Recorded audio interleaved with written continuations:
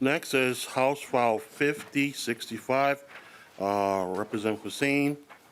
I will move that House File 5065 be laid over for possible inclusion. Welcome to the committee, Representative Hussein, to your bill. Oh, I'm also told that you have a DE1 amendment that was introduced past our 24-hour deadline, but we can do an informational hearing on your DE1 amendment. So if you could explain your DE and we can have an informational hearing on it. Representative Hussein. Thank you, and good morning. And I can't dance, but I'll try my best. Those was phenomenal kids, and I'm happy to see them and witness that today. I want to thank Chair Jay John and the committee members. The amendment that we put together is specified for those individuals and organizations to get those dollar amount. And we could not meet the deadline, but I'm happy to discuss with you, Chair, ongoing. And I'm happy to, I would like to move House File 5065, if you don't mind. Okay. Do you have any testifiers or? I do have a testifiers in Minnesota Milestone Community Development.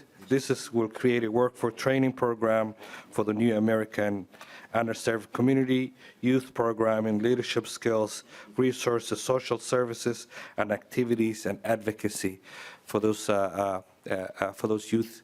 And if we want to see money, Representative Hassan and advocacy for, we need to uplift for those young kids, and I'm honored to carry this bill, and I would like to yell for Lee.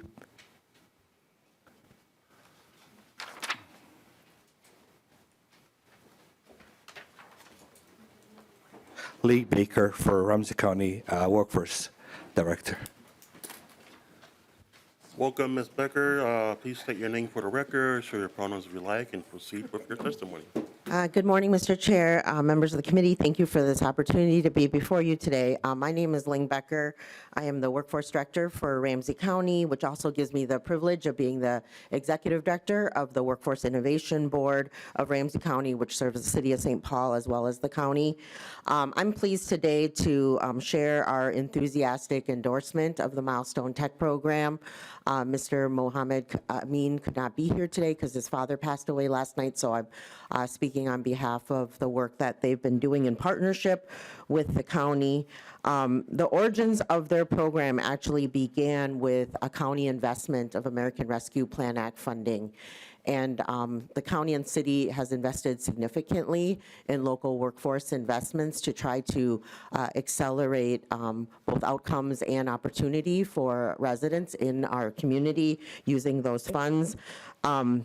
They have completed 2 cohorts in partnership with North Central University and have just started their 3rd. They do work in IT support as well as data analytics. Both are high demand, high wage fields in our community that are underrepresented, particularly with Black Americans and people of color.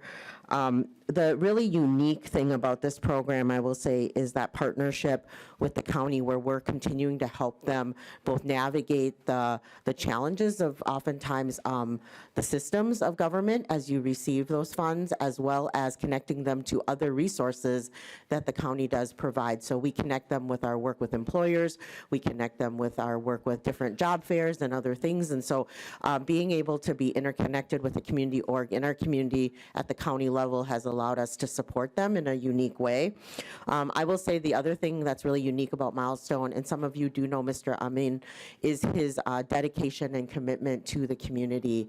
I've been to their couple of graduations and have gone to classes as well to see the young people in action, but the respect for elders in this community and the connection to family is a big part of the success of young people right now, particularly after the pandemic. These are young adults, 18 to 24, who are disconnected from school at this point.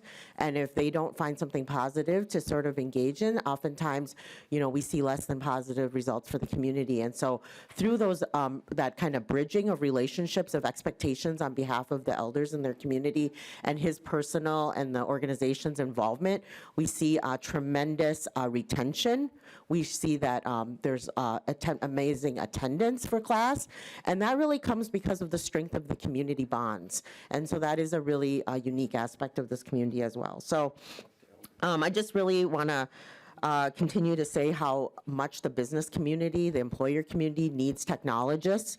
We need to have technologists that reflect our community, and people of color, particularly East Africans, are underrepresented in these roles. And so this is a way to both invest in our economic competitiveness as a community and also invest in young people in our community. So thank you for your time today.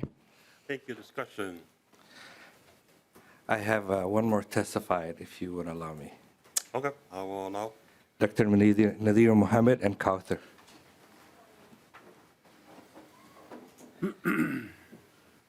Good morning. Welcome to the committee. Please state your name for the record, share your pronouns if you like, and proceed with your testimony. All right. Good morning. My name is Dr. Nadira Mohammed. I'm a pharmacist. I work at the Minnesota Department of Health. And today I want to talk to you guys about the Minnesota STEM Project, which is a project that's really close to my heart. It's a nonprofit organization in which we do a lot of outreach within the Somali community and East African community in regards to teaching students about STEM just in an everyday life situation. So we do hiking trips. We do a lot of just a lot of answering a lot of questions. We started it off while I was talking about medications. When I went into a lot of the mosques, just talking about medication safety and medication adherence, and just describing to them how these medications work. And from there, we were sensing that there was a foster for getting to know more about the sciences. And as a pharmacist, I attended the University of Minnesota's College of Pharmacy. There was two other colored people that were in the class out of 300 students, which did make College of Pharmacy, that experience, really hard. But at the same time, my father's a pharmacist, and so I was kind of privileged in that sense. And so my nonprofit, I want to be able to kind of be that bridge that helps the students of the next generation be able to see other people that represent them, that look like them, help them kind of, figure out their paths and career in life. And so I have one of my volunteers here whose name is Kauthar. Hi, so I was first introduced to the Minnesota STEM Project through Nadira in 2021. Can you state your name, please? Oh, sorry, my name is Kauthar Mahmood. And for as long as I've known Nadira, she's always wanted to include everyone and include people who were underserved in things, regardless if she had support or not. And her main prerogative, her whole life, was health and wellness. And I do feel during that hiking trip, seeing those kids learn about photosynthesis, chloroplast, all these things that they didn't know about while they're seeing it, and just seeing them their eyes spark up reminded me of when I was a kid. And my mom was a nurse, or training to be a nurse, and she would teach me anatomy and physiology. And just being a third grader and seeing all that, it reminded me of that. And so just to start with our mission. Our mission is to prepare and stimulate the minds of underrepresented students within the state of Minnesota through authentic, interactive activities, access to resources, and ethnically diverse near-peer leaders, and ongoing input from participants to increase interest in pursuing STEM-related fields. So essentially, letting children be active agents in their learning and creating core memories through everyday life. And Yeah, and so we want to work with elementary students. And I just wanted to add on that I am also a board member for SNAPPY, which is a Somali Network and Professional Business Network. And sorry, I'm going to wrap it up, sorry. But basically, we've created essentially a network of professionals that are within the tech fields, within the healthcare fields, and I want to be able to connect those people to these children. So thank you. Pete Baker. Thank you, Mr. Chair. And a question for the testifier. Is it doctor, correct? Yeah. Thank you. This is exciting work that you're doing, and I'm wondering about your footprint larger than maybe the metro area. Have you had a chance yet to kind of reach out to some of the rural communities that also have Somali communities like mine in Wilmer or St. Cloud or other places. Have you had the ability to do this? Because again, I've got a lot of folks looking for this kind of connection with you. And I was wondering, what's the best way for us to do that, whether it's remote or whether you can do some remote sessions kind of thing? Has there been any thought of that? We've You, tried to Dr. have, since the pandemic has happened, we've tried to have like a lot of virtual events, which has been very helpful in, making it more accessible. However, a lot of our reach has been kind of like volunteer-based, and so we've been very heavily focused on the Twin Cities with this pilot project. But we do hope to expand to Wilmer, to St. Cloud, to Mankato, and all the other cities that are in the rural areas as well, too. Lead Baker. We'd love to partner with you, so if you want to reach out to me sometime in my office, I'd love to help you set up a visit in my community anyway, and I'm sure others would do the same. Thank you. you very much. Question. Representative Emerson Yeager and then Chair Hassan. Thank you. Just want to say, great job getting into the STEM field. I know just not only being in a community of color, but also being a woman, especially in pharmacy and STEM. Great job. It's a hard thing to do. And again, just as someone who went to the bench in the lab sciences, I think what you're doing with the kids is great. Just by sparking curiosity and answering questions, they're going to be great scientists if you continue to foster that. So thank you. Thank you. Thank you. Chair Hassan. Thank you, Mr. Chair. Thank you, Rep. Hussain, for this bill. Thank you, Dr. Nadira and Kausar.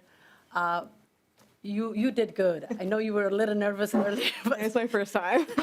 but you did good for somebody who did this for the first time. Thank you, guys, for this work. As someone from the East African community, I know this is an important work. I always say in this committee, what young people don't know does not exist. There is a theory in psychology that says the 3-block radius. So children, can't think outside 3-block radius of their environment. So whatever your environment is what you think the world is. What your reality is. So exposing these kids to STEM, giving them a chance to go to hiking, to connect, nature and science and doing physical activity while you're also learning about science. Those are great things. And I also, I know Mohammed Amin from, what's his organization's name? Milestone. Milestone is not here today, but I attended the graduation for the young people who did the tech training. And the only, comment I made about that graduation was like, you have a lot of boys here. Where are the girls? So to have you, Dr. Nadira, leading the way and saying that science is not only for boys, you also can do it wearing a hijab is very important. Thank you. Thank you. Any further discussion? See none.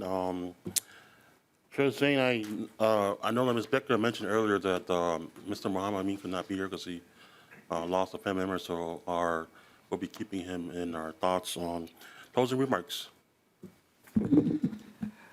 I just got a text message this morning. Muhammad Amin, his dad passed away, and we'll keep him in the prayers. And thank you for supporting this bill. Thank you. I will renew my motion that House File 5065 be later for possible inclusion.